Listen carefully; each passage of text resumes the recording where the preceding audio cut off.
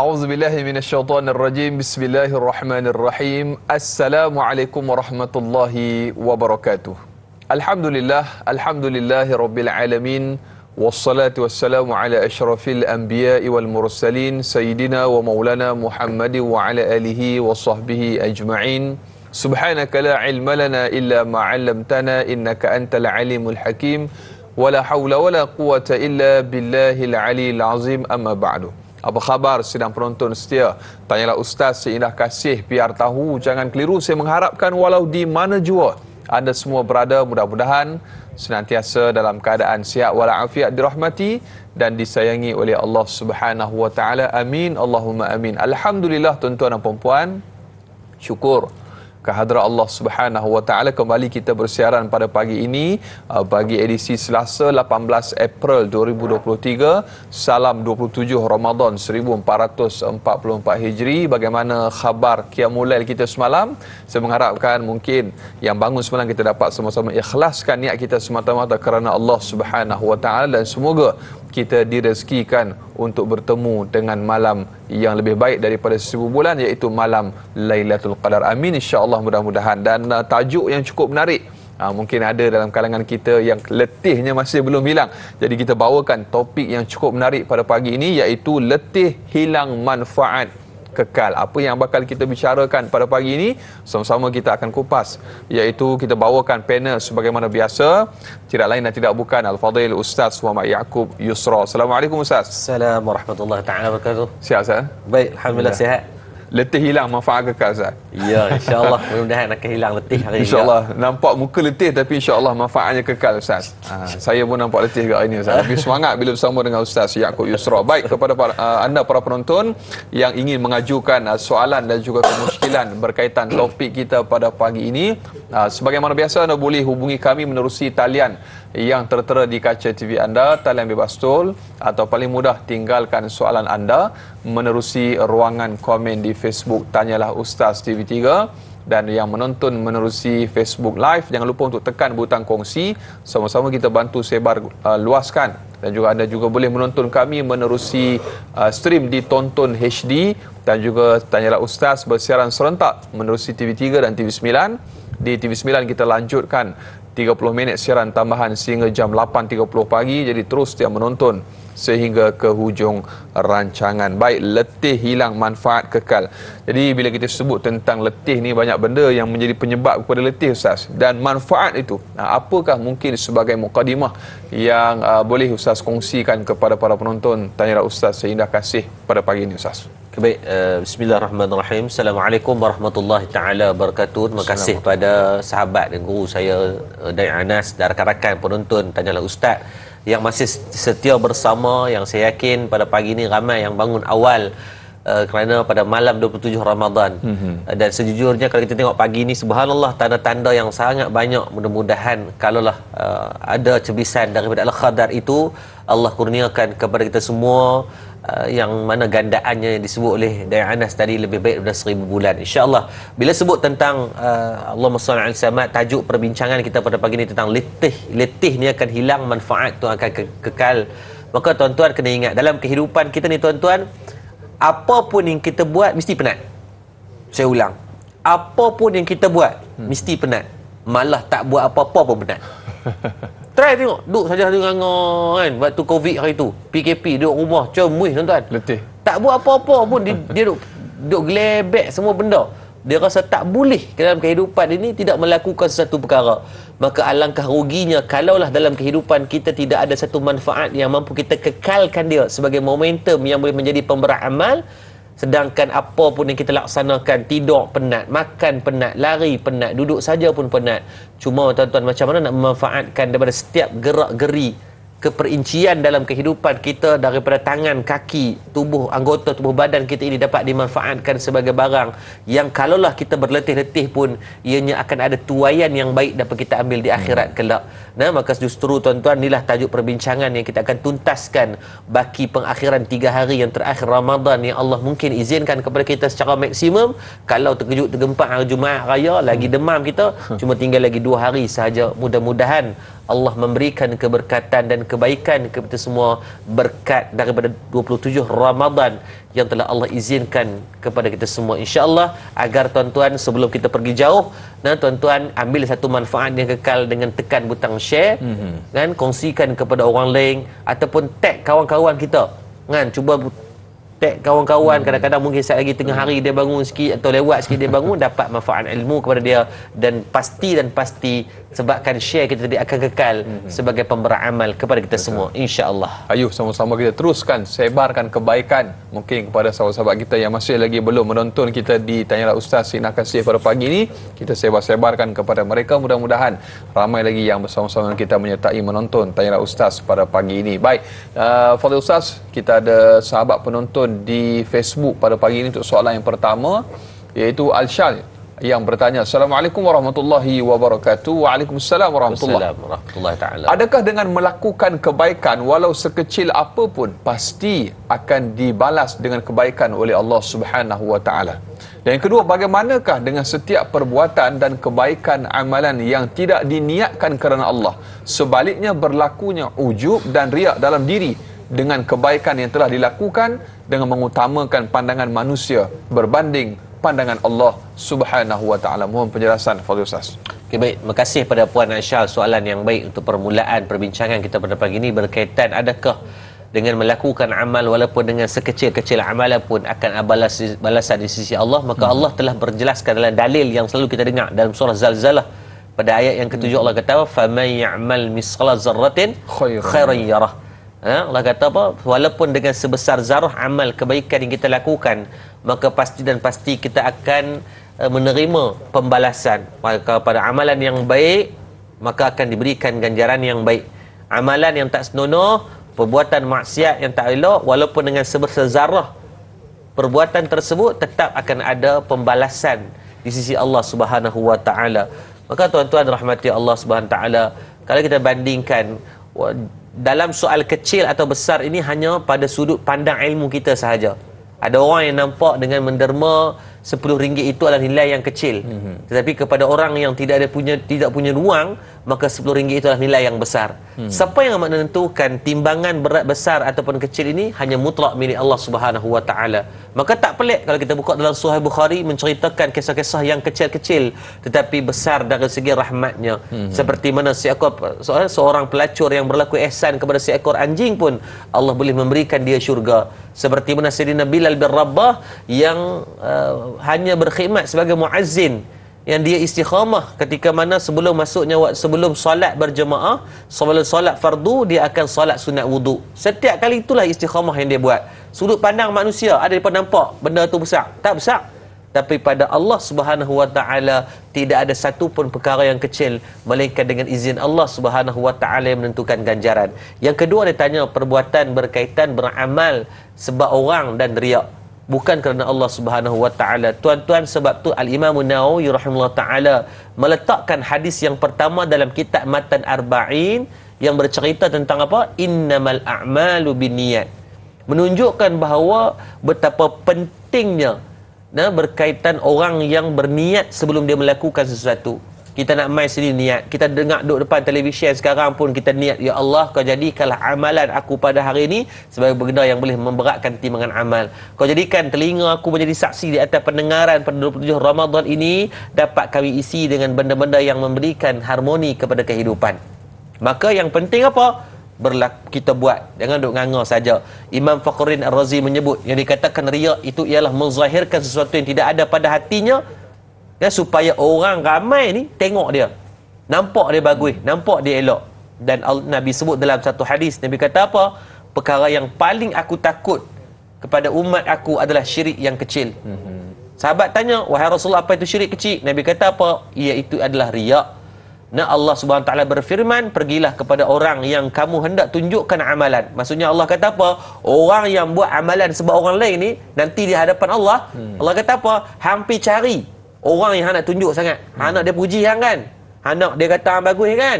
Hampir cari dia balik.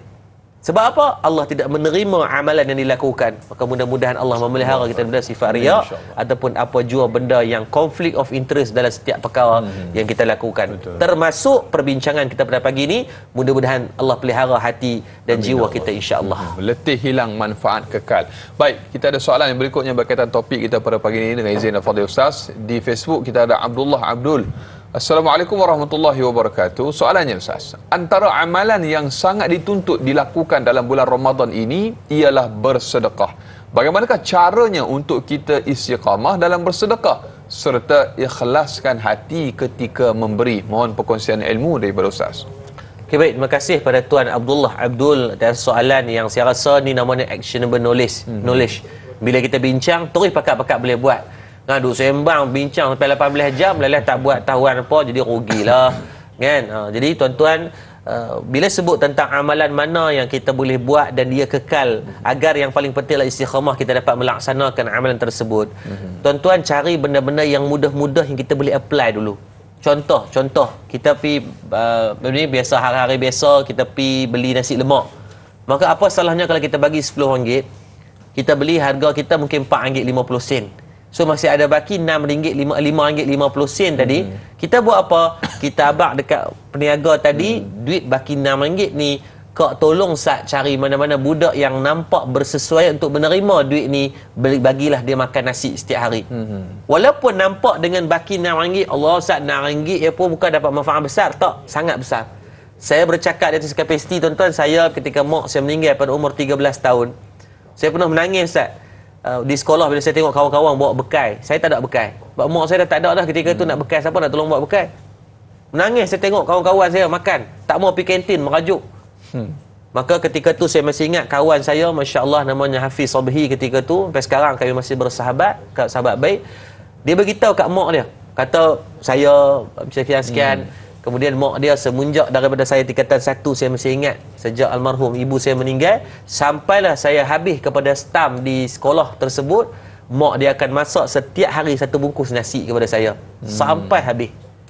Dan hari ini saya menganggap dia macam dengan adik saya, dan mak dia macam mak saya.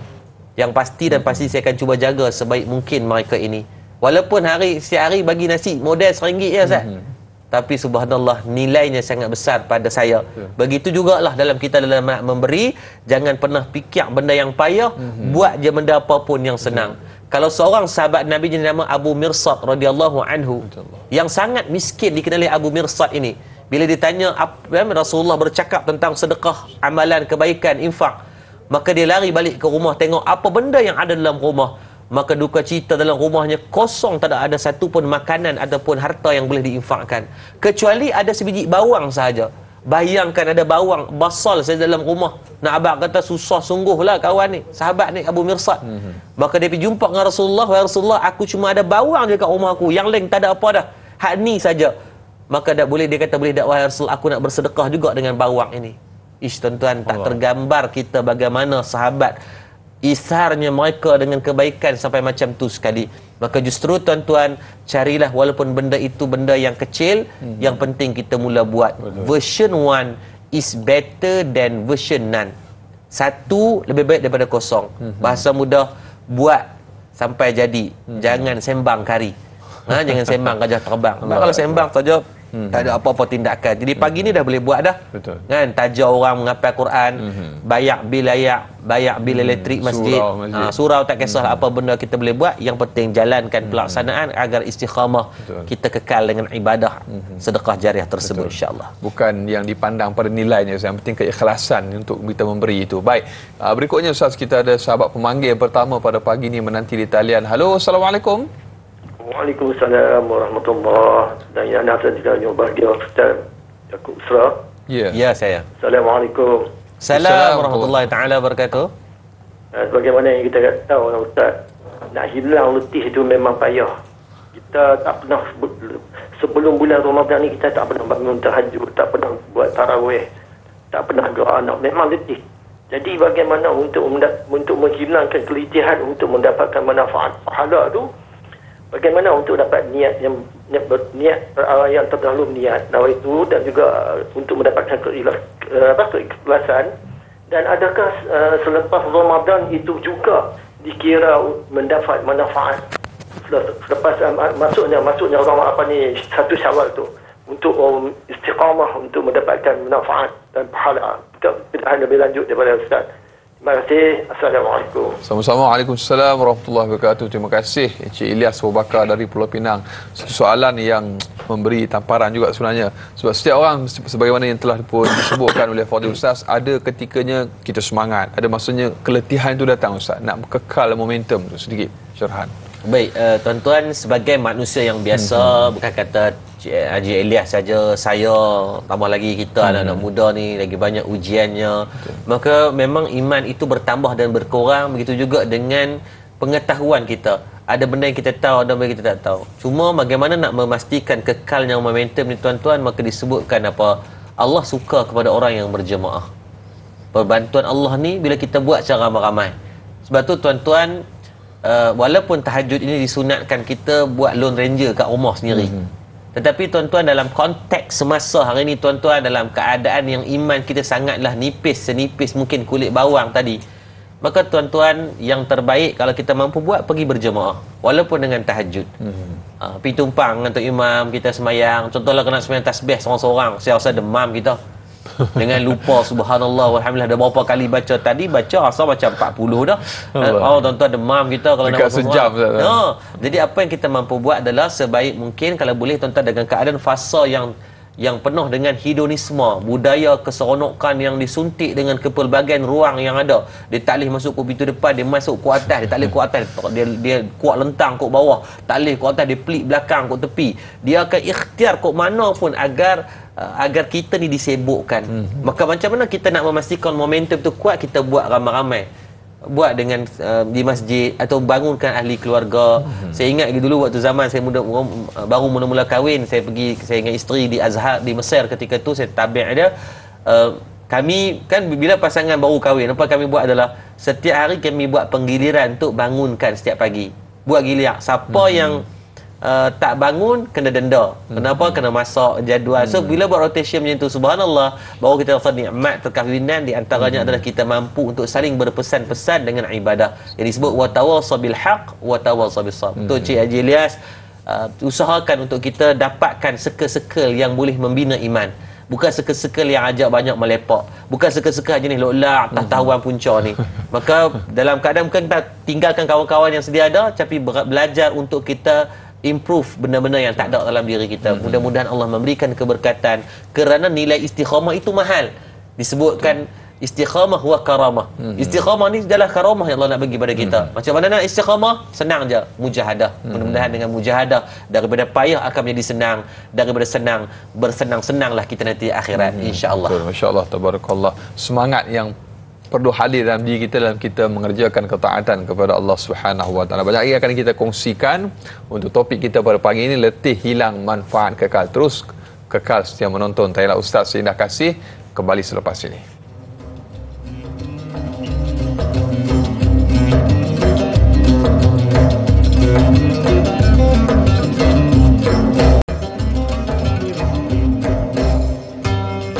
Alhamdulillah, kembali dalam tayangan Ustaz Seindah Kasih. Biar tahu jangan keliru, para penonton, ibu-ibu, ayah-ayah bakal penghuni syurga Allah Subhanahu Wa Taala. Alhamdulillah, kita masih lagi bersama dengan Al-Fadil Ustaz Yaakob Yusra untuk kita membicarakan lanjutan topik yang kita telah pun kongsikan, kita bicarakan sejak awal tadi, iaitu letih hilang manfaat kekal. Baik Ustaz, kita ada soalan yang berikutnya. Kalau tadi Ustaz dah pun jawab soalan daripada Encik Ilyas pemanggil kita ada soalan yang berikutnya daripada sahabat Facebook, iaitu Intan Zurina Abdul Razak yang bertanya, baik, bagaimanakah mahu memiliki mindset atau minda seperti para sukarelawan NGO yang membuat kerja-kerja amal tidak dikekang sebarang ruang lingkup, menolak tepi penat jerih, mengorbankan masa dan tenaga demi manfaat orang lain.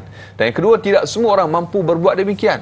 Apakah yang patut disumbangkan oleh masyarakat sekeliling? Ustaz, kita nak turun sama-sama ni mungkin tak mampu. Jadi mungkin apa tindakan yang boleh kita lakukan? Dua soalan Ustaz. Okay, baik. Terima kasih kepada Puan Intan Zurina Abdul Razak dan sahabat saya dan Anas di atas soalan yang ditujukan. Yang pertama, macam mana kita nak betulkan atau kita nak memiliki satu bentuk mindset yang sukarelawan yang mereka ni boleh melakukan penugasan tanpa perlukan birokrasi yang banyak. Orang Kedah panggil banyak cekadak lah. Kan, nak kena ni lah, nak kena ni lah. Depa nak tahu kalau nak buat kerja saja, nak memudahkan urusan orang lain. Baik, tuan-tuan, yang pertama, bila dia nak buat senang, nak meneruskan perbuatan itu, meneruskan momentum itu benda yang payah. Kan? Sebab tu kalau kita tengok bila berlaku banjir, alhamdulillah orang Malaysia ni subhanallah dalam keadaan yang sangat dalam bab kebajikan ni berebut-rebut untuk nak buat, membantu. Saya masih ingat kalau di Sungai Muda itu ketika banjir Sungai Muda berebut-rebut, orang duk keluar nak masuk tapi tak boleh nak masuk sebab bomba terpaksa buat kawalan, sebab itulah kawasan bencana. Maka tuan-tuan, kalau tuan-tuan yang paling penting adalah nak istiqamah pada soalan ni adalah tuan-tuan cuba cari niche ataupun passion kita apa dia. Ada orang yang mungkin dia suka kepada pendidikan, maka fokus dia adalah pada sektor pendidikan. Kalau orang yang minat kepada orang tua-tua, maka niche ataupun passion dia adalah pada orang tua-tua. Dia maka ke arah sumbangan dia tu adalah pergi ke arah yang dia suka. Sebab ke manusia dia akan kembali kepada fitrah. Ada orang yang dia suka kucing, kan? Maka dia akan bina pusat-pusat kucing, jagaan jadi untuk nak memastikan tu nak groom balik. So the moment bila you pilih benda yang you rasa seronok untuk buat, you akan takkan rasa penat untuk nak teruskan perbuatan. Maksudnya apa? Penat-penat biasa, tapi you akan esok you energize untuk buat baru lagi. Dia akan hentam gila-gila. Sebab apa? Benda itu benda yang dia suka. Sebab tu cari niche atau passion yang tuan-tuan suka. Tak duk kira peduli orang nak kata apa. Ada orang kata hari tu ada satu persatuan yang jaga orang hutan.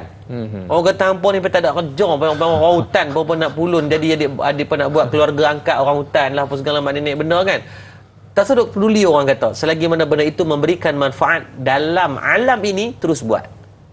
Dalam alam, bukan kata manusia saja. Sebab kisah tentang anjing orang boleh masuk syurga, kisah sebab kucing orang boleh masuk neraka, cerita tentang bagi benda, kadang-kadang benda-benda kecil ni Ustaz, tapi dengan sebab kecil-kecil itulah boleh menjadikan mungkin asbab kepada kebaikan yang bermanfaat kekal dan keletihan itu akan hilang. Yang kedua, bila mana semua tak mampu buat, bila sebut tadi ada orang yang boleh bagi harta yang banyak menderma, ada orang yang mungkin boleh bagi dalam segi tenaga, kan, jenis orang besi tulang dawai kuat ni, dia boleh cakap nak buat kerja tak ada masalah. Tapi kita terbatas, kita terbongkang, terkadang terbaring, atas kaki nak gerak pun tak larat. Kan ada masalah kesihatan. Kesihatan okey, duit pula tak ada. Duit ada, masa pula tak ada. Maka macam mana kita nak buat, tuan-tuan? Tidak ada istilah tak mampu. Hatta kalau kita terbaring di atas katil pun, sekurang-kurangnya kita boleh buat apa? Angkat tangan berdoa kepada Allah, minta mudahkan urusan mereka. Jangan kita banyak membina dalam bentuk alasan lah. Kalau kita tengok, saya pernah cerita kan, seorang makcik di Kelantan, saya pergi kuliah di Pasir Mas ketika tu, Pasir Putih, minta maaf. Makcik ni pencen JPJ Ustaz. Apa yang dia buat adalah, lepas dia pencen dia pun pencen grade rendah, jadi tak adalah banyak. Mungkinlah saya rasa mungkin 1,500 ke 2,000 lah kot sebulan, lebih kurang cukuplah kelangsungan hidup dia. Dia buat apa? Dia kata, Ustaz, mama duit tak ada, mama nak ajar Quran tak pandai, nak ajar hadis tak boleh langsung. Dia buat apa Ustaz? Saya tengok tuan, dia bawa mesin rumput tak tengah belakang. Tuan-tuan dia buat apa? Tugas dia setiap hari dia akan pergi cari di kawasan perumahan dia tu, mana rumah yang kotor, dia akan tolong bersihkan cara percuma. Dia kata, Ustaz, modal mama cuma mungkin 3-4 ringgit saja duit minyak untuk nak buh dalam mesin rumput. Tuan-tuan bayang umur 62, 63 duk bawa mesin rumput ronda. Ui, macam cerita yang Mak Saleh kerak-kerak orang tu. Bawa mesin rumput ni. Saya tak suruh ibu-ibu jangan lagi pergi beli mesin rumput semua nah. Pagi raya orang pakai baju raya macam-macam jenama, hangpa pakai mesin rumput punya jenama. Tak suruh. Cuma nak abang kata, tuan-tuan, sebanyak mana rumput yang dia potong jadi saksi depan Allah. Kan Nabi sebutkan, an-nazafatu minal iman, kebersihan separuh pada iman. Dia membersihkan kawasan-kawasan persekitaran dia hanya dengan semata-mata nak kepada manfaat. Itu passion dia. Saya kata mama teruskan buat. Mudah-mudahan mana tahu setiap rumput yang menjadi saksi di hadapan Allah ini akan jadi saksi di hadapan Allah atas perbuatan mama yang memudahkan urusan orang lain. Maka tuan-tuan, yang penting kita buat, jangan tunggu.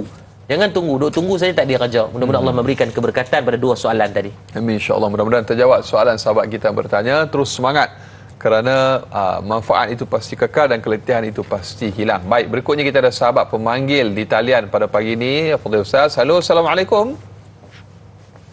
Warahmatullahi wabarakatuh. Dari Ana dan Ustaz.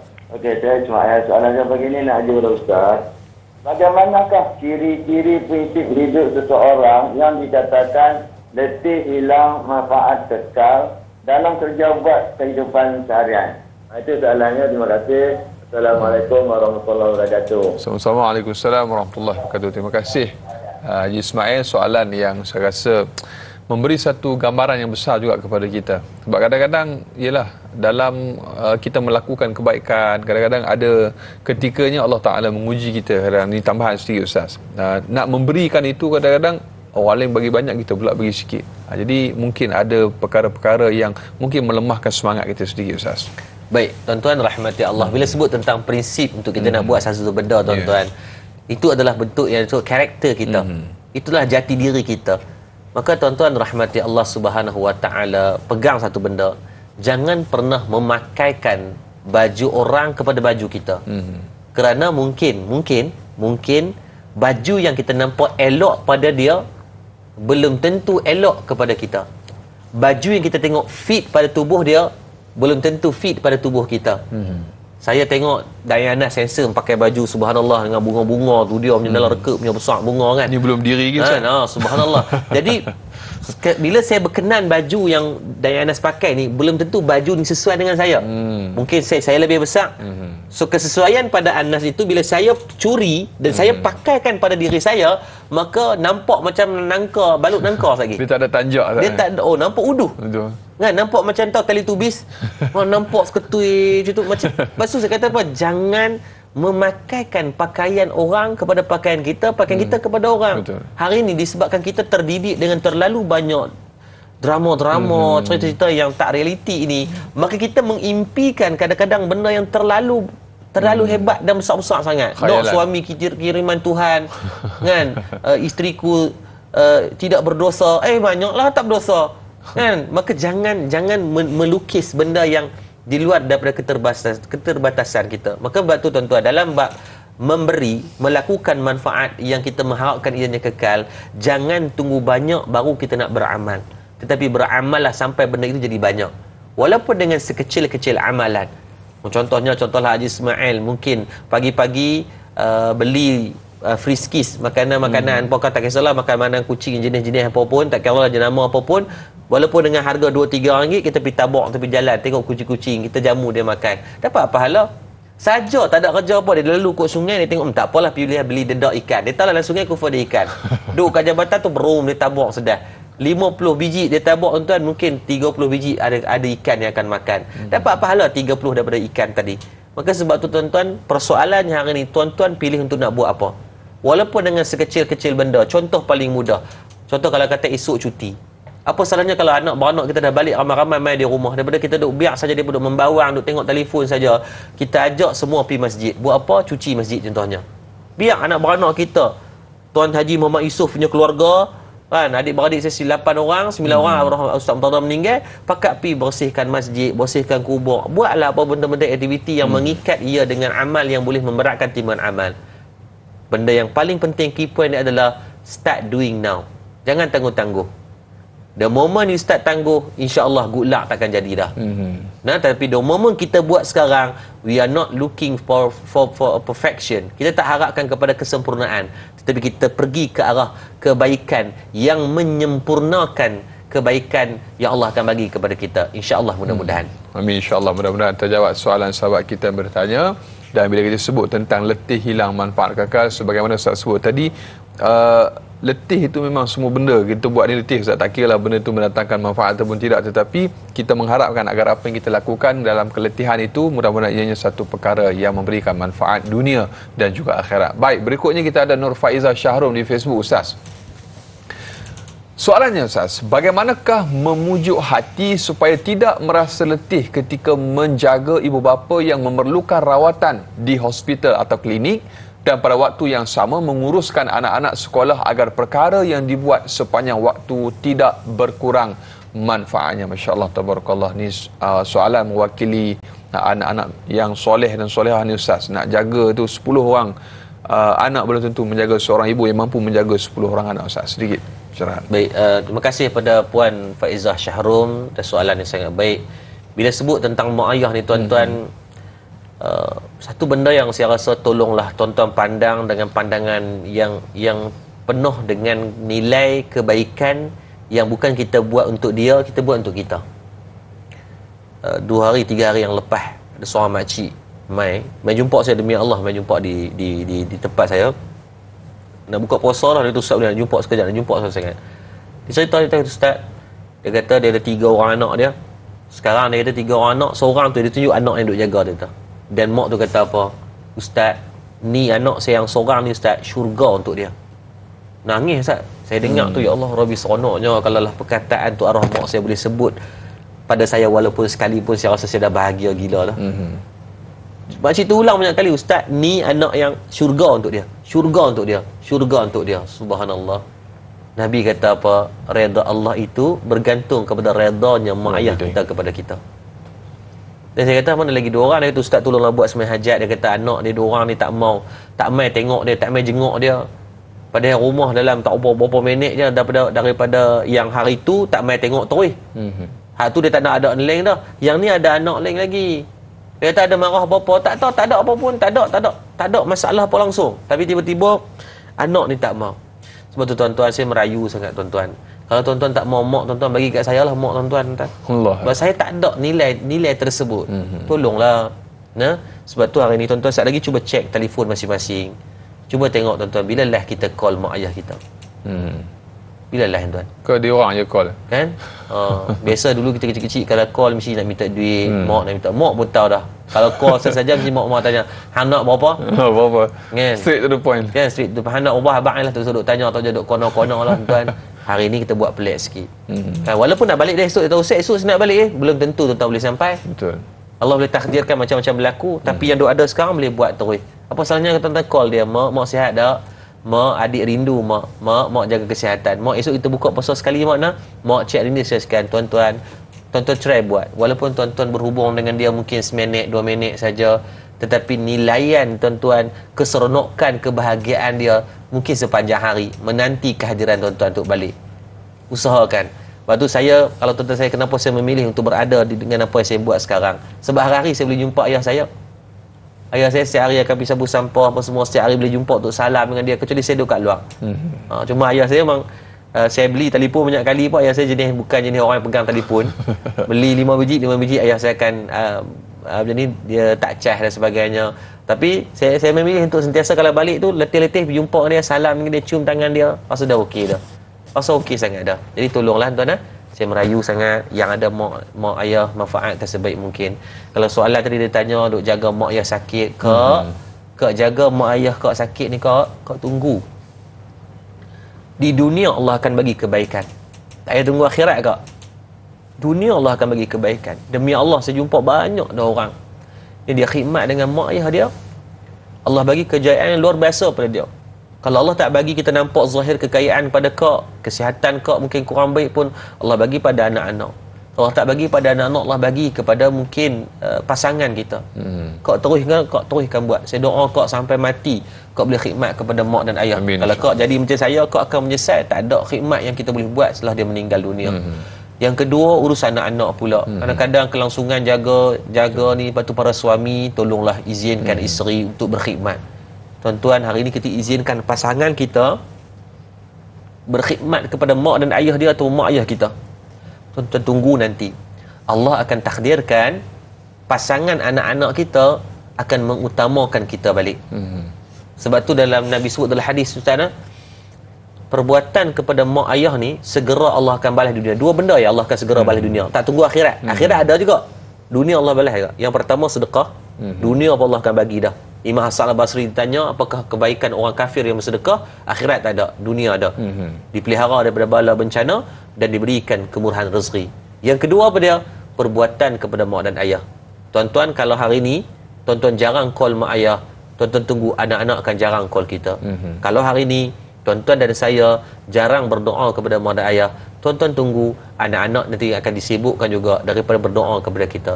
Kalau hari ni tuan-tuan berkasar cakap dengan mak ayah, tuan-tuan tunggu anak-anak akan cakap kasar dengan kita.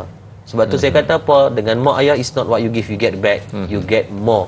Maka usahakan bersama dalam dengan mak ayah ni, teruskan buat kebaikan, sampai mati untuk ambil manfaat tersebut. Mudah-mudahan saya doakan kau yang bertanya dan semua yang masih ada ibu dan ayah, usahakan untuk kita buat, jadikan mereka seperti raja di dunia, dan mudah-mudahan nanti raja di akhirat yang menjadi raja kepada kita semua ini, pencipta al-khaliq kita, akan memberikan kebaikan syurga untuk kita semua, insya-Allah. Amin, insya-Allah, mudah-mudahan. Baik, Hafiz Ustaz dan juga para penonton, banyak lagi akan kita kongsikan untuk letih hilang manfaat kekal. Terus yang menonton, tanyalah Ustaz seindah kasih, biar tahu jangan keliru, kembali bergabung selepas ini.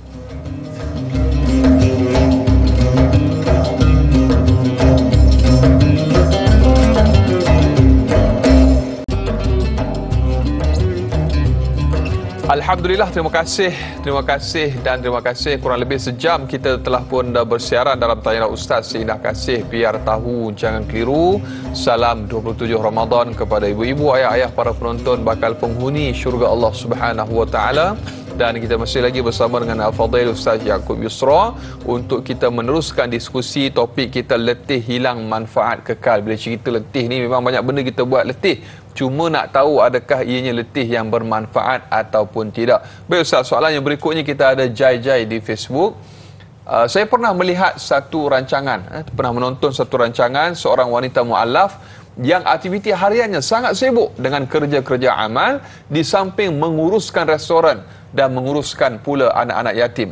Apabila ditanya bila masanya puan berehat, maka jawapan beliau ringkas, rehat hanya dalam kubur nanti insya-Allah. Masya-Allah, tabarakallah. Dan adakah ini bertepatan dengan hadis Nabi SAW yang merujuk kepada dunia adalah penjara bagi orang yang beriman dan syurga bagi si kafir? Biar tahu jangan keliru, Ustaz.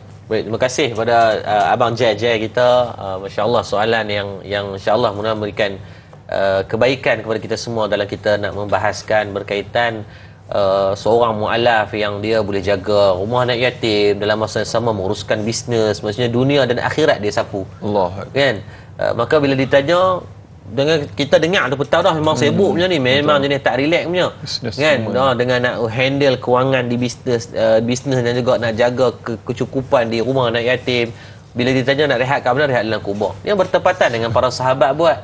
Ketika mana Sayyidina Uthman bin Affan dia mendengar tentang kematian, dia akan menangis hingga teresok-esok. Bila ditanya, wahai Sayyidina Uthman, kenapa kamu menangis sedangkan kamu ni di antara sahabat yang dijadikan syurga, sahabat yang rapat dengan Nabi, kan? Yang mana sahabat yang mana yang sangat ada banyak peristiwa dengan Rasulullah sallallahu alaihi wasallam. Maka kata Sayyidina Uthman bin Affan, ketahuilah bahawa kubur itu adalah manazil, tempat transit kita.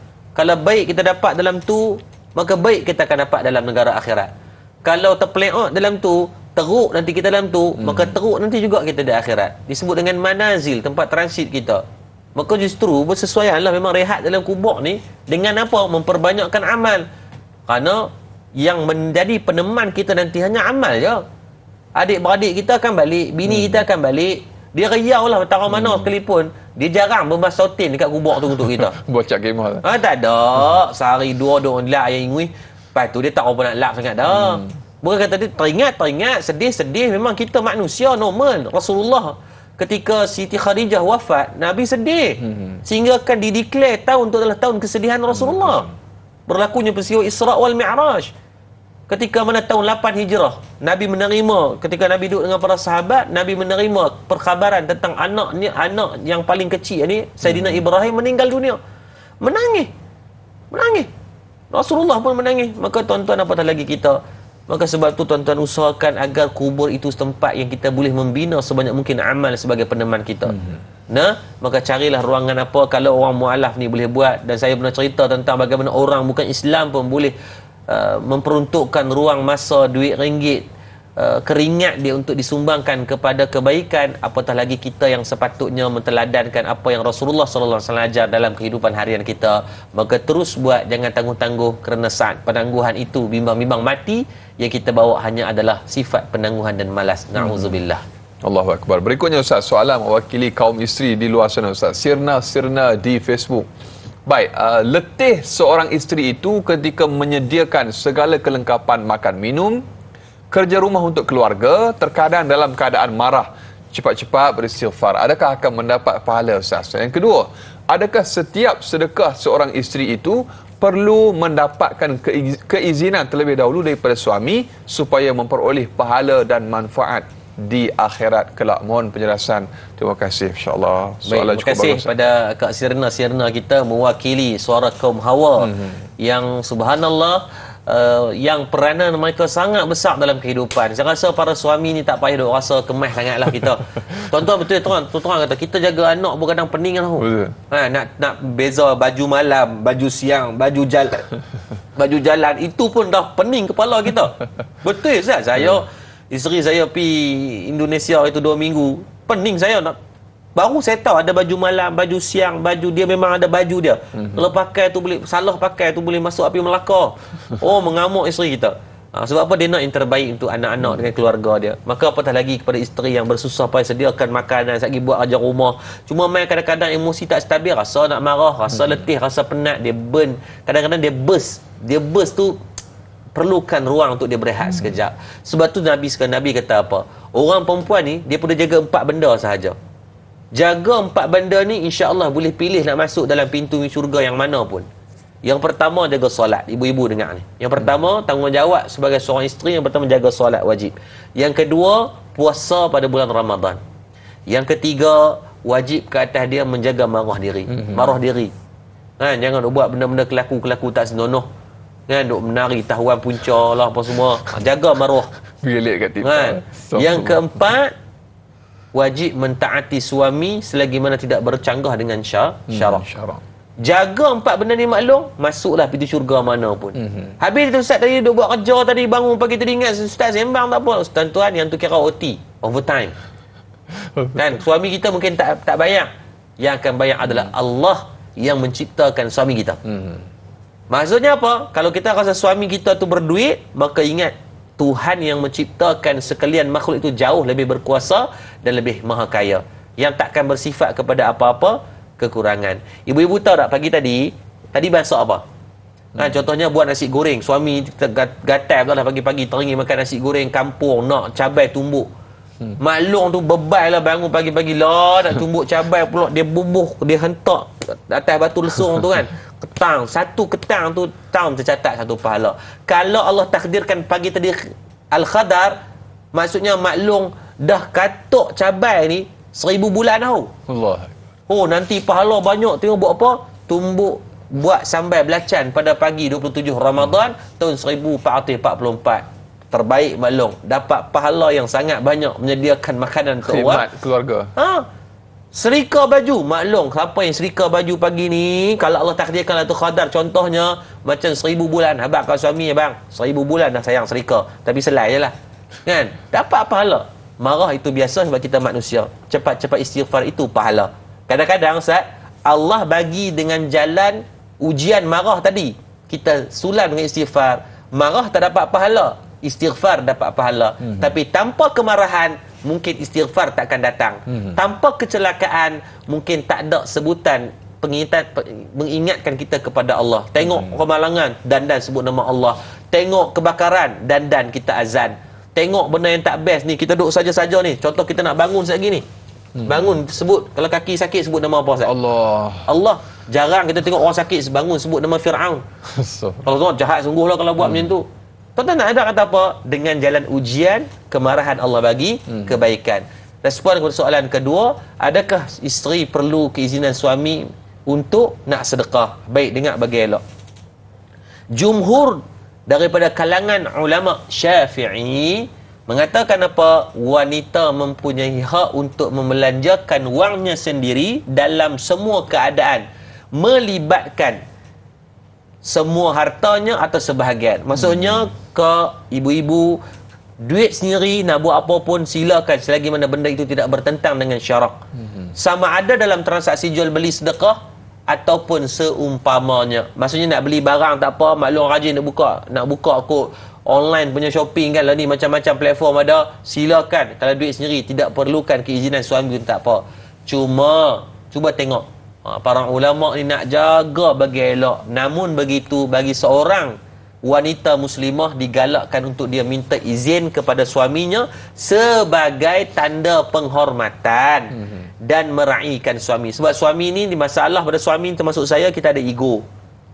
Bila dia merasai you buat tindakan tanpa tanya dia, walaupun duit dia, biasanya mungkin dia akan rasa tak best sikit.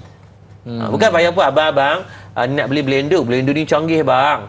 Kan bubuh semua tak ada fikir apa, sat lagi keluar zas, nak makan apa kurma, masak merah, masak lemak, bubuh je 15 minit, abang boleh pergi sana, sayang boleh buat kerja sayang, siap.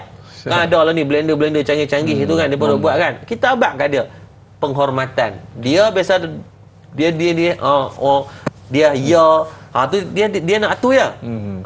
Sebagai tanda penghormatan saja. Walaupun tak ada kewajipan, tapi buatlah sebagai adab dalam rumah tangga. Kita nak yang terbaik agar komunikasi itu wujud. Jadi tak perlu izin. Itu jumhur dalam kalangan. Saya tengok rujukan daripada mazhab Syafi'i tidak perlukan kepada kebenaran, melainkan guna duit suami. Itu tak clear. Wajib kena minta izin. Sehingga menjejaskan ekonomi keluarga suami dan sebagainya. Ini satu perkara yang orang kata apa, benda boleh gaduh buat berbincang. Terbalik Ustaz. Benda boleh bincang buat bergaduh Ustaz. Jadi bincang elok-elok, muafakat bersama-sama. Baik, berikutnya Ustaz, banyak lagi akan kita kongsikan untuk Tanya Ustaz pada pagi ini. Kita nak berjeda seketika, terus dia menonton Tanya Ustaz Seindah Kasih. Biar tahu, jangan keliru, kembali selepas ini.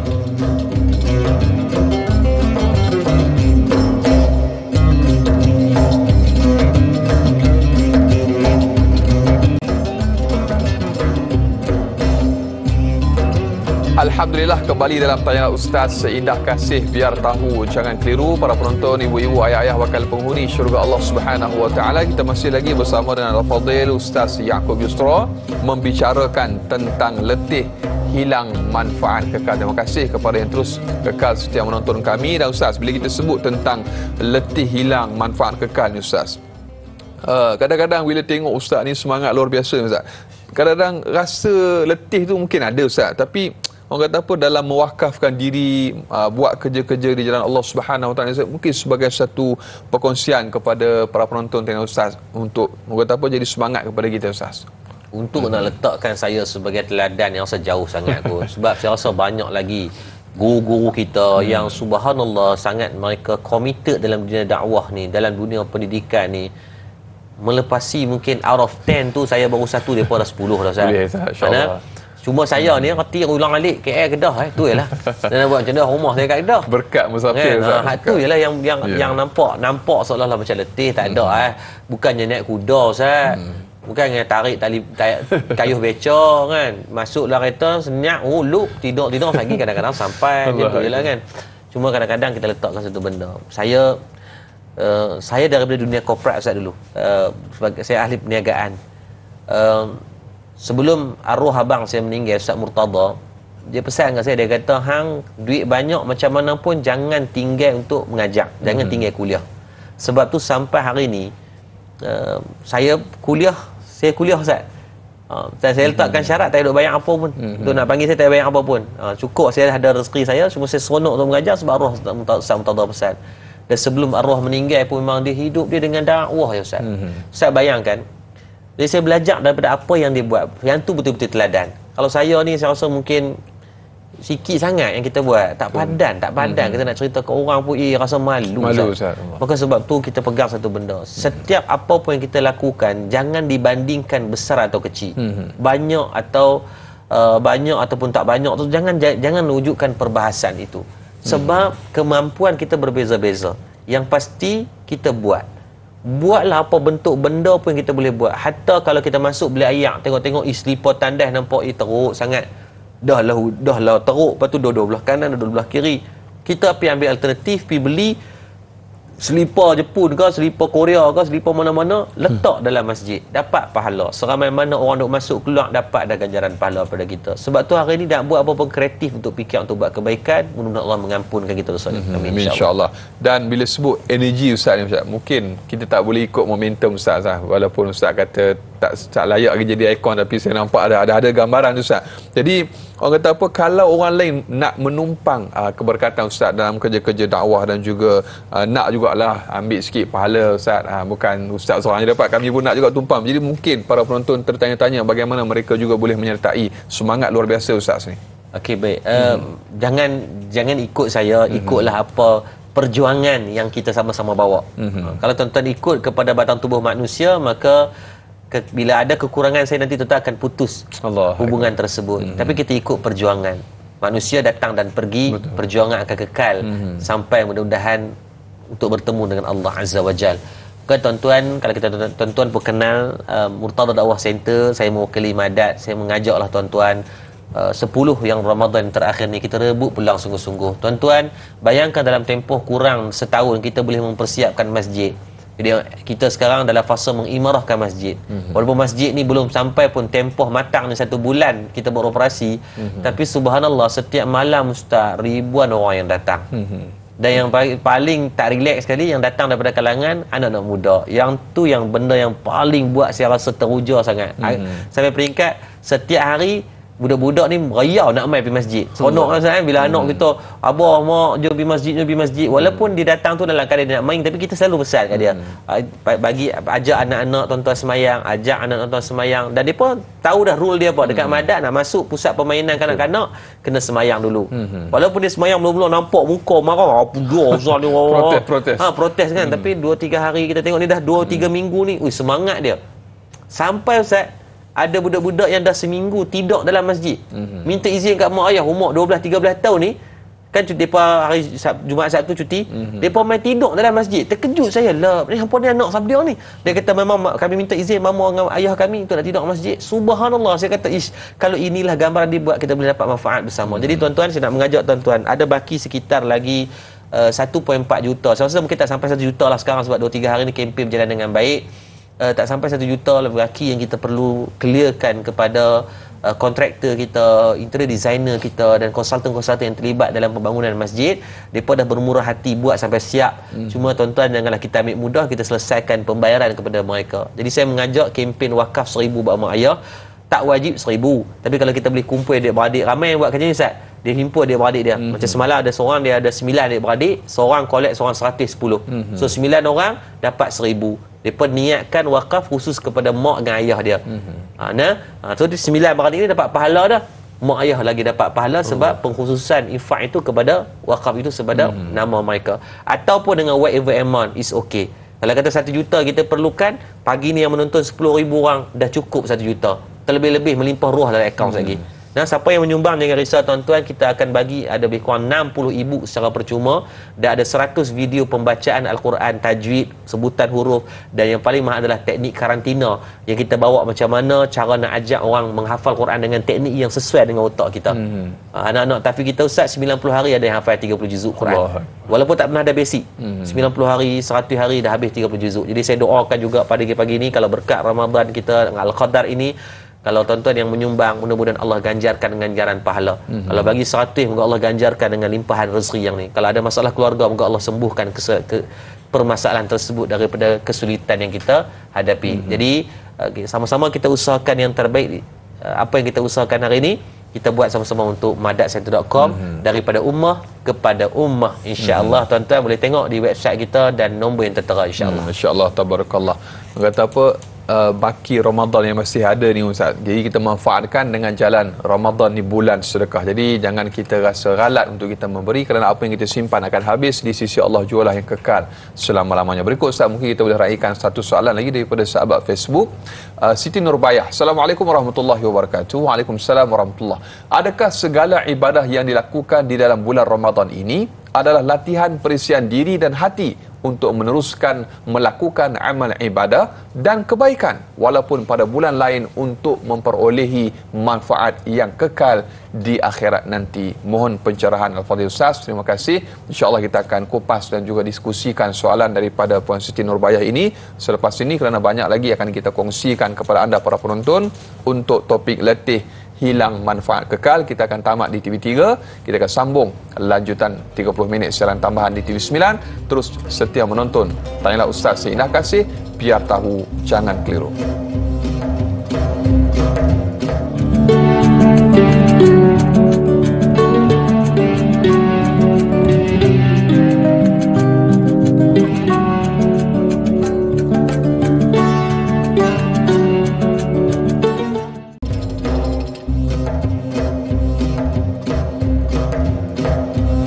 Alhamdulillah, kembali dalam Tayla Ustaz Seindah Kasih. Biar tahu jangan keliru, lanjutan 30 minit siaran tambahan di TV9. Para penonton, ibu-ibu, ayah-ayah, bakal penghuni syurga Allah Subhanahu Wa Taala. Alhamdulillah, kita masih lagi berada pada pagi 27 Ramadan 1444 Hijri. Semoga segala amal ibadah yang kita kerjakan, semoga segala ketaatan yang kita lakukan diterima oleh Allah Subhanahu Wa Taala dan diganjarkan pahala di akhirat kelak. Amin, insya-Allah. Dan kita masih lagi bersama Fadil Ustaz Yaakob Yusra.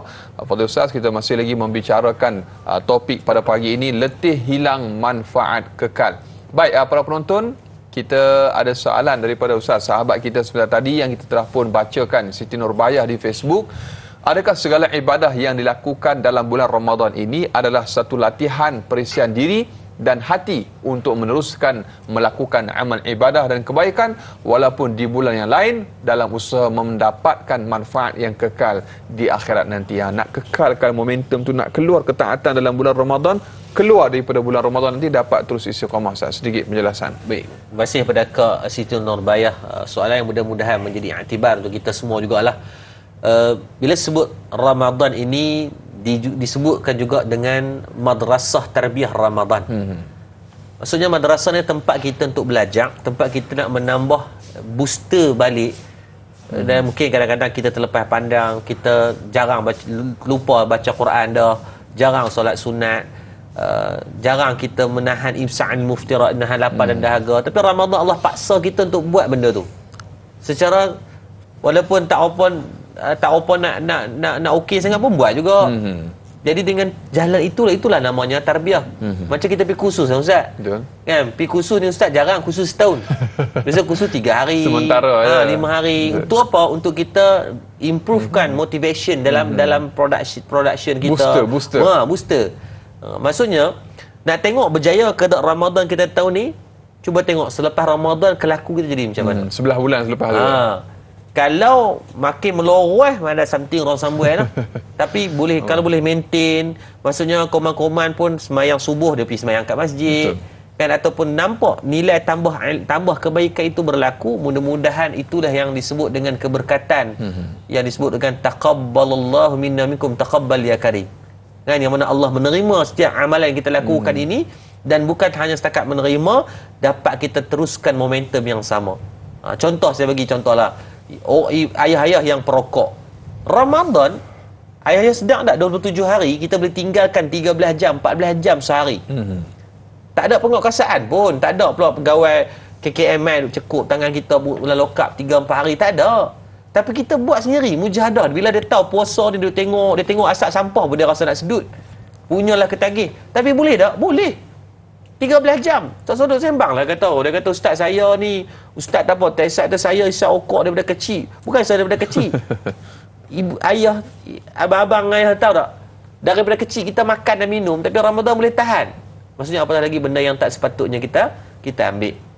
Maka jadikan madrasah tarbiyah Ramadan ini sebagai madrasah yang menjadikan dia sebagai pemangkin dan pemula untuk kita terus melaksanakan ibadah yang kita buat. Bukan kita pilih-pilih pada bulan tertentu, kerana kita menjadi hamba Allah full time, bukan part time.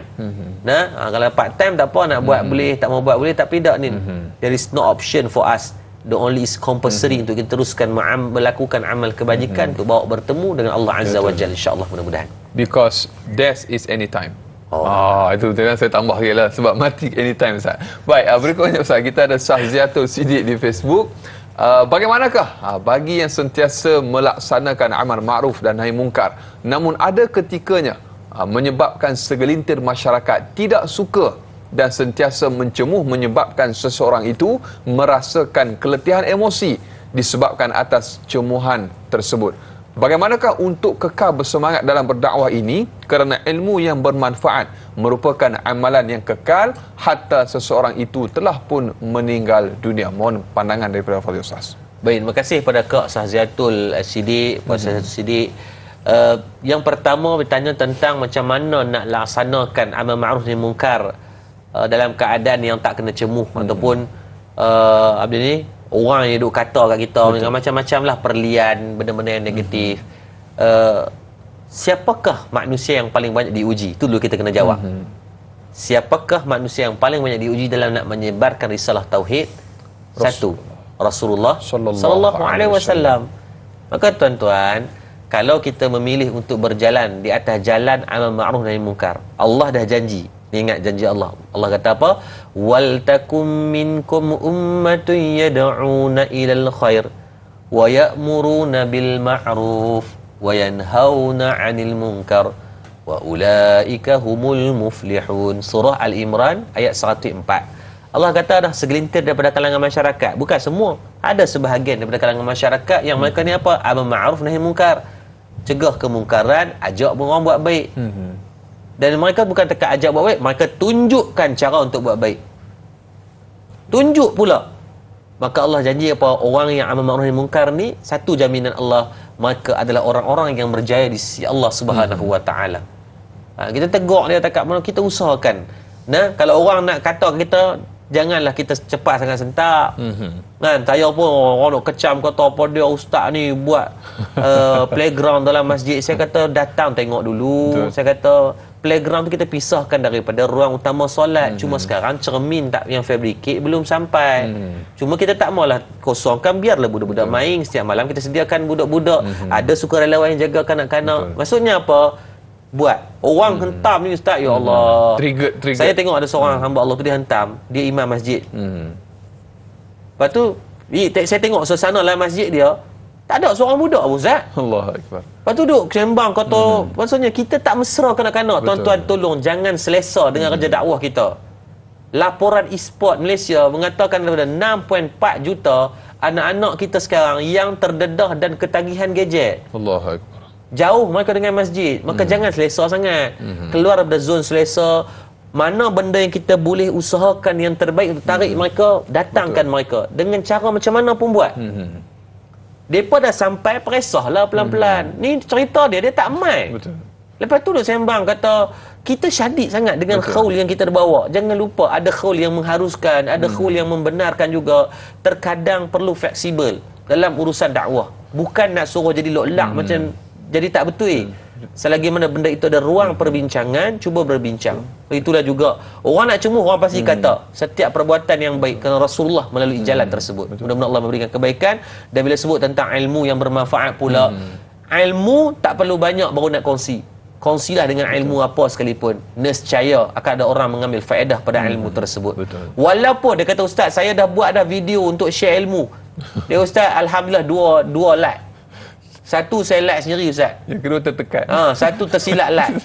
Kalau tersilap like pun tuan-tuan, tadi saya baca apa? Faman ya'mal misqal zarratin khairan yarah. Tetap Allah dah bagi sebagai bentuk ganjaran. Tak perlu pada pandangan manusia. Allah, yang penting pandangan Allah Azza wa Jalla, insya-Allah. Kita hidup ni jangan terlalu syadid dan rigid sangat ustaz. Kita kena beri ruang. Benda boleh bincang, jangan gaduh ustaz. Kali ni betul saya sebut dah. Masya-Allah, tabarakallah. Baik, banyak lagi akan kita bicarakan untuk letih hilang manfaat kekal. Terus kekal menonton Tanyalah Ustaz Sayyidina Kasih. Biar tahu jangan keliru, kembali bergabung selepas ini.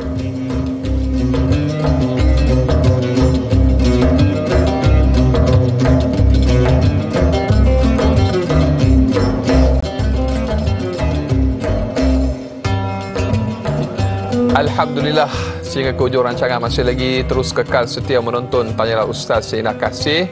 Biar tahu jangan keliru. Terima kasih para penonton, ibu-ibu, ayah-ayah, bakal penghuni syurga Allah Subhanahu wa taala untuk tontonan dan juga sokongan anda pada pagi ini. Kita masih lagi mendiskusikan topik letih hilang manfaat kekal. Kita masih lagi bersama Ustaz Yaakob Yusra. Dan di talian Ustaz, kita ada sahabat pemanggil yang berikutnya pada pagi ini. Halo, Assalamualaikum. Halo. Saya Haji Tukinon. Ya, apa khabar Haji? Alhamdulillah baik, sehat saya. Mudah-mudahan kamu sehat sampai raya lah ni. Amin, insya-Allah, mudah-mudahan.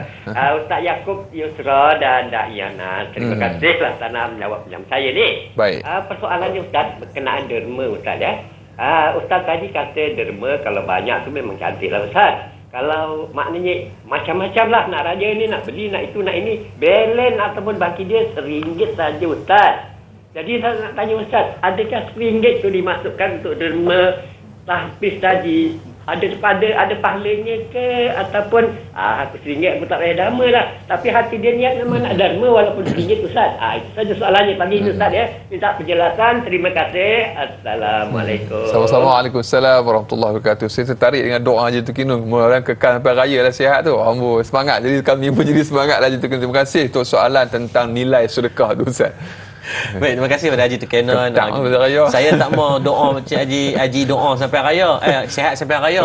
Doa sepanjang hayat. Amin, insya-Allah. Dengan ibadah, dengan amal lah, mudah-mudahan insya-Allah. Takut ada cerita sampai raya nak sihat, lepas raya sakit jam. Duk fikir Jumaat ke Sabtu, Jumaat saja tak. Jadi baik, hadirin muslimin muslimat rahmati Allah, satu soalan yang baik berkaitan beli barang tambah lah ni kan, macam-macam lah, ujung-ujung ni nak kuih tunjuk lagi baju raya, lepas beli baju raya kena beli samping kena beli kasut kena beli stoking kena beli segala benda mak nenek, benda beli ni duit dah habis rapat sampai cecah lantai. Ramai ada tembuih pun ada. Baik, ada RM1 saja. Baik tuan-tuan, sebab tu Nabi kata apa, dalam bab sedekah buat baik ni bukan kata bagi, niat tu dapat pahala dah. Niat tu dapat pahala dah. Tapi jangan mimbuah niat ya. Hari tu mimbuah tu penat-penat lah kita tuan-tuan. Maka tuan-tuan, apatah lagi bila kita bagi. Sebab tu ingat, Allah tidak pandang pada sebesar mana nilai yang kita bagi. Sebesar mana jumlah yang kita keluarkan. Tetapi Allah pandang apa nilai pengorbanan daripada apa yang kita bagi tadi. Maksudnya apa? Kalau RM1 itu hanya ada RM1 dalam poket kita, yang tu yang kita bagi mungkin kadang-kadang ianya jauh lebih baik daripada nilai 1 juta yang orang ada ratusan juta. Nilai dia tu, jumlah jangan duk bincang, nilai dari segi kita buat ke tidak. Almarhum Datuk Harundin dia pesan pada kita, dia kata apa, jangan tunggu kaya baru nak bersedekah, tetapi amalkan setiap hari bersedekah sampai kamu jadi kaya. Saya pegang sungguh dengan benda tu. Saya duit tak ada, tak apa, buat juga, bagi dulu, fikir kemudian. Baru ni nak buat buka puasa untuk 3,000 orang makan sehari di tempat kita. Ustaz, mana ada duit Ustaz? Lekang ada 20,000. Mana lepas tu 3,000 orang makan, demam nak buat apa? Makan ikan bilis orang sekor. Kurma je tokok kurma Ustaz. Tapi kata jalan Ustaz. Jalan dulu sampai staf kata biar betul Ustaz, jalan. Alhamdulillah hari ni dah masuk pagi yang ke-27, hari 27 dah. Setiap hari 3,000 pack makan kita boleh masak. Duit tetap tak banyak, tapi cukup. Yang tu yang kita nak. Apa guna duit lebih tapi tak dimanfaatkan? Dan apa guna duit tak ada terus tidak dimanfaat, tak ada manfaat yang kita mampu buat. Duit ada, duit tak ada, jadikan ia sebagai satu perbahasan yang baik untuk kita pilih, untuk kita terus buat. Nilai sikit banyak jangan kita bincangkan, yang penting buat dulu. Allah lah liyabluwakum ayyukum ahsanu amala. Sebab tu ada satu kisah tentang Ummu Mahjan, seorang sahabiah yang dia merupakan hamba abdi yang dibebaskan, duduk dengan Rasulullah berkhidmat di Masjid Nabawi. Tugas dia apa? Susun selipar ya. Susun selipar. Ketika dia wafat, Rasulullah tanya kepada sahabat, mana ada seorang perempuan yang duk susun selipar, duk bersihkan Masjid Nabawi. Sahabat kata, wahai Rasulullah, semalam dia meninggal ketika mana waktu ni tak sesuai untuk kami gerak kamu. Sebab dia ni bukan orang biasa-biasa, dia ni orang yang duk khidmat je, hamba abdi. Jadi tak ada keperluan para sahabat ingat, tak dipandang pun. Rasulullah bangun daripada majlis, berhenti daripada mengajar, tunjukkan aku di mana perkuburan Ummu Mahjan. Sampai di kubur, Nabi angkat tangan doa. Terkejut sahabat, menunjukkan nilai lebih utama daripada jumlah, menunjukkan bahawa keikhlasan lebih besar daripada jawatan yang kita pikul. Maka teruskan buat. Mudah-mudahan seperti Ummu Mahjan yang tidak didendangkan ketika hidup, tetapi dibawa kisah Ummu Mahjan ini sampai setelah mana kita hari ini pun masih dengar kisahnya. Itulah legasi kita nak bina, bukan orang mengangkat ketika kita hidup, tetapi amalan berterusan setelah kita mati. Menjadi keutamaan insya-Allah. Insya-Allah, tabarakallah. Dan sedikit Ustaz, mungkin gambaran kepada ibu-ibu ayah di luar sana untuk cara ataupun kaedah mentarbiah anak-anak kita yang cepat letih ni Ustaz, terutama beli bulan Ramadan ni. Yalah, kalau tak dibagi upah ni, dia tak nampak ni, dia gitulah orang Kedah kata buat lui. Lebih kurang gitulah Ustaz. Sedikit pencerahan dulu Ustaz. Baik, untuk anak-anak ni tuan-tuan, tak ada jalan lain lah saya rasa. Yang kita nak buat tu cantik dah, kan, reward and punishment kan. Kalau puasa penuh dapat duit raya. Cuma kita usaha tambah nilai, bukan hanya dengan puasa, tetapi kita mengembalikan syiar yang paling utama diajarkan. Yang pertama adalah tentang solat. Maksudnya kita dah start dah abang ada okey, untuk selepas raya ni, mama buat jadual Setiap hari mama akan bagi untuk rate, kalau tanda dia semayang buat rate. Kita bantu dia. Sebab nak pendidikan kepada anak-anak ni dia bukan mengambil masa sehari. Betul. This is the process for us kerana dia membesar dengan kita. Yang pasti kita teruskan improvise mana yang kurang. Kan? Lepas tu saya rasa benda yang paling utama adalah communication kita dengan anak-anak. Kalau dia buat kesalahan, kena bagi tahu apa salah dia, agar dia tak pending ataupun tak hang. Contoh, kita bawa anak-anak pergi masjid malam-malam. Pendapat Imam Suyuti dan sebahagian daripada kalangan ulama membenarkan, ya, ada pandangan yang melarang, tetapi kenapa tidak untuk dalam soal ni kita cuba untuk meraihkan pandangan yang mengharuskan. Contoh, kalau kita tak didik dia waktu lah, bila Ustaz? Nak tunggu dia besar? Betul. Tunggu nak besar kita baru nak bawa pergi masjid. Balik awal. Betul. Tapi bayangkan kalau daripada kecil-kecil kita asuh dia pun kedekatan hati terikat dengan masjid.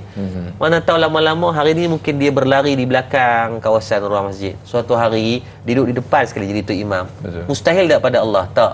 Kecintaan itu perlu disemai bermula daripada umur dia dalam keadaan yang daripada rebung tadi. Kan bila dia jadi buluh tadi nak buat apa dah. Betul. Jadi sama-sama lah saya doakan secara khusus pada ibu-ibu ayah yang sedang menonton pada pagi ini, yang mempunyai anak yang mungkin agak nakal, yang kita tak mampu nak kontrol, dengan izin Allah kita bawa dia pelan-pelan masuk ke dalam saf kita. Tak perlu saf depan, saf 2, 3 pun okey. Masukkan dia dengan niat nak mendidik. Mudah-mudahan Allah mentarbiah kita jadi ketua keluarga yang baik, dan anak-anak pasangan kita juga boleh memimpin tangan masuk ke dalam syurga. Amin. Secara bersama-sama, insya-Allah, mudah-mudahan. Amin, insya-Allah. Kalau dia jadi buluh tinggal tebang je Ustaz. Masya-Allah, tabarakallah. Baik. Jadi melentur buluh biarlah dari rebungnya. Fadhil Ustaz, kita ada soalan yang mungkin terakhir pada pagi ini yang boleh kita raikan daripada Kak Ju Zabidi di Facebook yang bertanya. Baik, Assalamualaikum warahmatullahi wabarakatuh. Waalaikumsalam warahmatullahi. Jika pahala itu boleh dilihat nilainya seperti mana nilai wang di bank kita, sudah tentu ramai yang berlumba-lumba untuk membuat amalan yang baik. Sebagai contoh, berbuat kebaikan kepada ibu bapa, bersedekah, memberi orang makan dan banyak lagi. Namun, daripada banyak amalan yang boleh dilakukan itu, yang manakah boleh menjadi pahala yang mengalir untuk kita menuju ke syurganya Allah Subhanahu wa taala? Mohon pencerahan daripada Ustaz. Baik, asas panduan Nabi sebut ada 3 amalan takkan terputus setelah mana kita mati. Yang pertama disebut dengan sedekatin jariyah, yang kedua ilmu yang bermanfaat, dan yang ketiga doa daripada anak-anak yang soleh. Maksudnya kita tahu ni soalan bocor ni, Nabi abang ada 1400 tahun lepas ni, tapi kita buat dah persediaan ni. Macam kita nak pergi exam lah kan, ada 18 chapter, tapi kita punya cikgu abang tayar 2018 memang meninggal, kita tak ada nak baca. Jadi fokus kepada 3 chapter sahaja. Yang ni confirm keluar. Maka kalau kita orang yang cerdik, pandai, maka kita akan manfaatkan soalan bocor tadi tu, kita buat persiapan. Betul. Hari ni kita dah tahu dah, tapi tak buat persiapan, maka kita disebut orang-orang kita tak bijak dalam nak memanfaatkan ruang yang Allah pinjamkan kepada kita semua. Justru tuan-tuan rahmati Allah Subhanahu wa taala, pilihlah apa jua amalan yang walaupun kecil tapi kita mampu untuk buat secara istiqamah. Nabi sebut wa ahbib ma syi'ta fa innaka mufarighuhu. Dunia ni kita akan tinggalkan dia. Dunia bukan tempat tinggal, dunia tempat meninggal. Saya ulang, dunia bukan tempat tinggal, dunia tempat untuk kita meninggal dunia. Kita akan tinggalkan dia. Betul. Saya tahu ibu-ibu ayah, apa yang kita bagi itu hak kita. Apa yang kita simpan itu hak orang.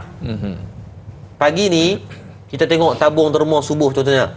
Ada banyak madrasah yang kita tengok sekarang memerlukan bantuan, rumah orang tua-tua atau mana-mana tempat kebajikan. Kita ambil peluang, zas pergi bagi RM100. Yang 100 tadi itu adalah nilai duit kita di sisi Allah. Yang 900 dalam poket yang kita simpan ni, sekali lagi akan habis. Baju raya Marik Wal Pluto, baju raya tak, dia akan belilah baju raya cekak musang, pikir pinggang ramping lah, apa macam-macam passion yang memang pening kepala kita nak ikut. Maka saat kita habis, kita akan habis berbelanja. Maka yang berbelanja tadi belum tentu akan jadi milik kita. Betul. Yang sedekah pagi tadi confirm milik kita dah. Itu confirm. Maka usahakanlah, carilah sebaik mungkin. Kalau anak-anak lagi, ibu-ibu ayah-ayah ni berkat Ramadan ni, cuba pandang wajah anak-anak kita. Kalau kita mati sekarang, wajah anak kita sekarang ni bagi manfaatkan, bagi benda yang kurang baik. Kena renung Ustaz. Takut kan Ustaz? Kita kerja 3-40 tahun pencet-pencet, takkan duit tu nak bagi harta waris. Kita jadi malah pentingkan diri juga. Kita ada 2 biji rumah sewa. Sebiji rumah niat wakaf kat badan masjid atau surau atau benda-benda kita nampak sesuai untuk mereka hidupkan rumah kita tadi. Sebiji rumah nak bagi ke anak-anak bagi ya. Saya abang ke ayah saya, demi Allah saya abang.